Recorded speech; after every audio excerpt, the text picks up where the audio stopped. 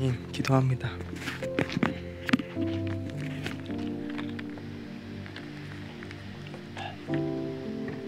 하나님은 최근에 제게 예수님의 처음과 마지막에 대해 묵상하게 하셨습니다.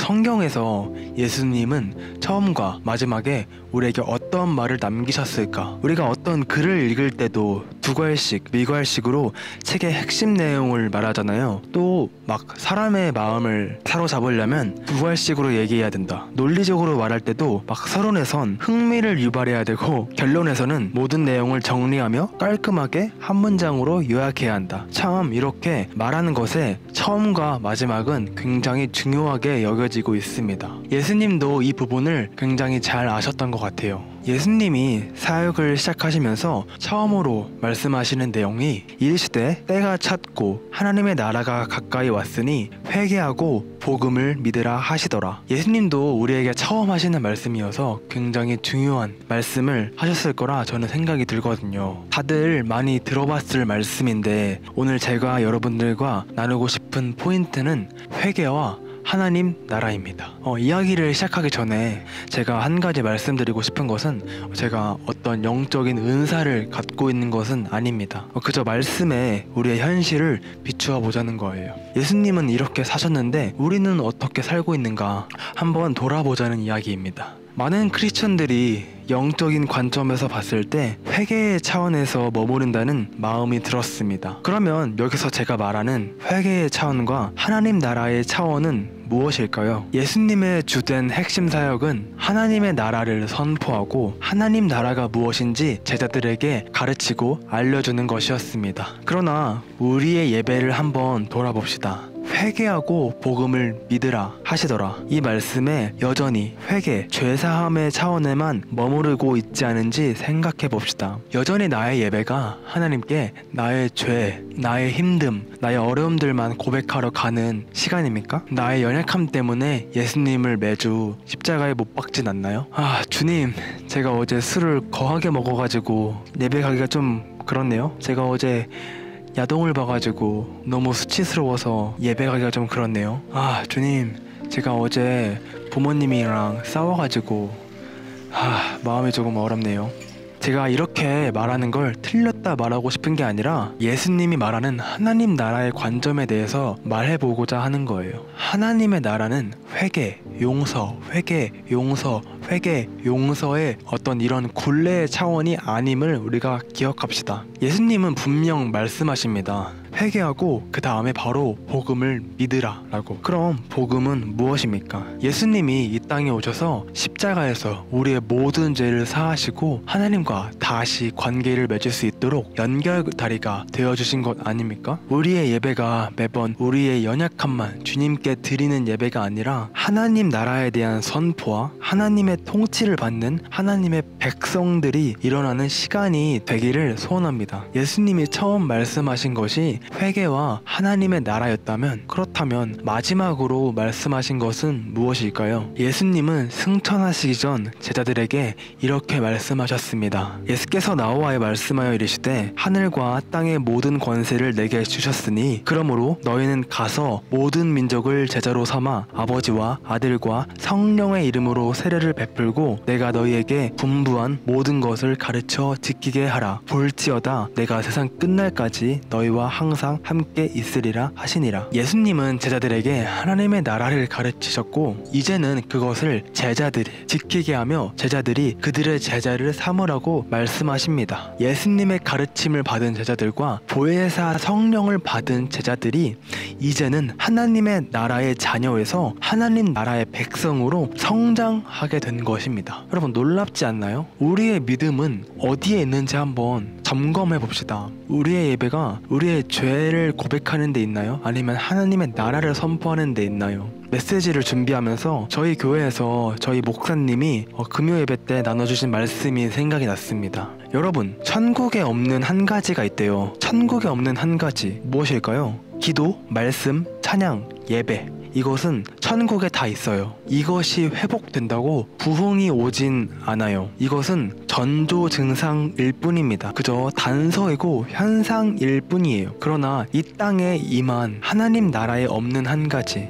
바로 전도와 영혼 구원입니다. 그러니까 지금 우리는 이 전도하는 게 어렵고 영혼 구원을 하는 게 어려우니까 더 기도, 더 말씀, 더 예배, 이 굴레로 가고 있다는 거예요, 이 한국교회가. 그러니까 뭐 새벽 기도, 수련회, 어떤 예배의 차원, 예배는 참 너무 많지만 예배만큼 우리가 하나님의 나라를 위하여, 하나님의 나라의 확장을 위하여 우리가 전도하고 예수님이 하신 것처럼 가르쳐 지키게 하라, 예수님의 말씀을 전하고 영적인 갓난아기에서 믿음이 성장할 수 있게끔 우리가 하고 있냐는 거예요. 우리의 예배가 예수님이 마지막에 우리에게 지상명령을 하신 것처럼 따라가고 있냐는 걸 제가 질문하고 싶은 거예요. 우리의 예배가 단순히 죄를 고백하고 회개하는 차원입니까? 아니면 또 기도하고 더 말씀하고 더 예배하는 영적인 차원만 있냐는 거예요. 여러분의 삶은 99마리의 양을 제쳐두고 한 마리의 양을 찾아 떠나는 그런 삶을 살고 있습니까?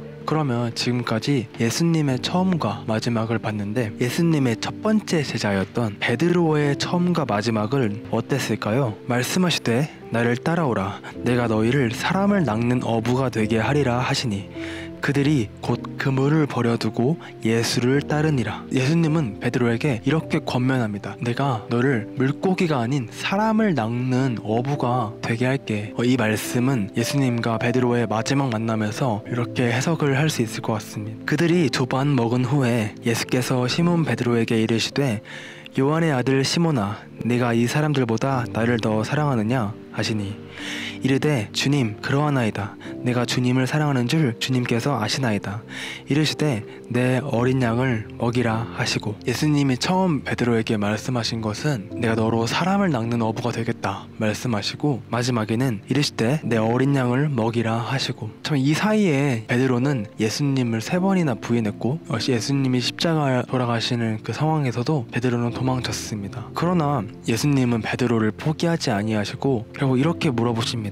베드로야, 네가 나를 사랑하느냐? 베드로는 이렇게 대답하죠. 내가 주님을 사랑하는 줄 주님께서 아시나이다. 이르시되 내 어린 양을 먹이라 하시고, 예수님의 의도는 이랬던 것 같아요. 결국 사람을 낚는다, 또 내 양을 먹이라, 이 말씀은 결국 제자를 삼으라, 내가 너에게 했던 것처럼 너도 내 말씀을 가르쳐 지키게 하고, 너가 나를 배신했지만 너가 나를 배신했을 때라도 나는 너를 버리지 않은 것처럼 너 또한 너의 제자들을 끝까지 사랑하는 법을 네가 이제 알 것 같다. 그래서 너는 이제 내 어린 양을 먹일 준비가 되었다. 이제는 내 대신 네가 가서 사람들을 낳고 어린 양을 먹이라. 이렇게 됐죠. 베드로는 결국 사도행전에서 어떻게 됐습니까? 베드로 설교 한 번에 3,000명이 회개하는 이 부흥의 역사가 일어났고, 또 베드로는 이 찌질했던 베드로가 아주 하나님의 말씀을 당당하게 전하는 엄청난 제자가 되었지 않습니까?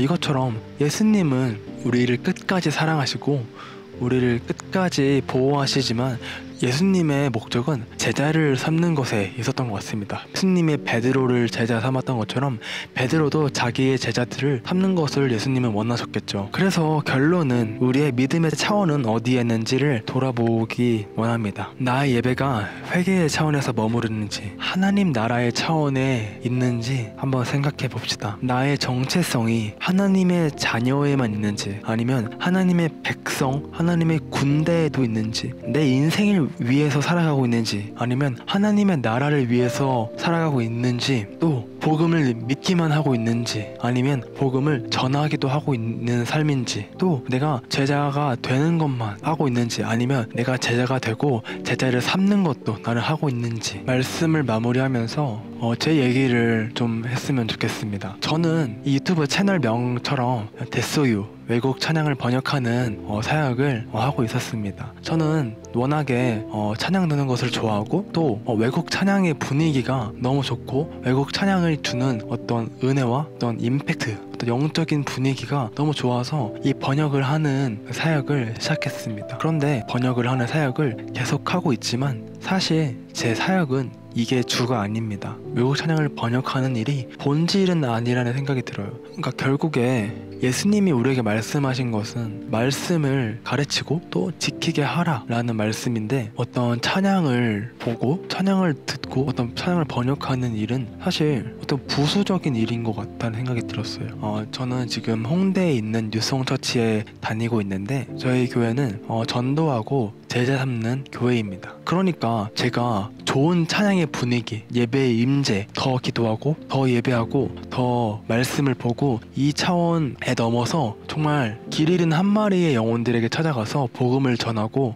예수님의 말씀을 전하고 가르쳐 지키게 하는 것이 더 큰 기쁨을 준다는 걸 제가 깨달았습니다. 그냥 그저 편하게 예배드리고 편하게 주일 예배 왔다 갔다 하고 그런 신앙에서 있는지, 아니면 정말 예수님이 하셨던 것처럼 제자들을 세우고 하나님의 나라를 확장시키는데 우리가 정말 힘을 다하고 있는지 한번 돌아봅시다.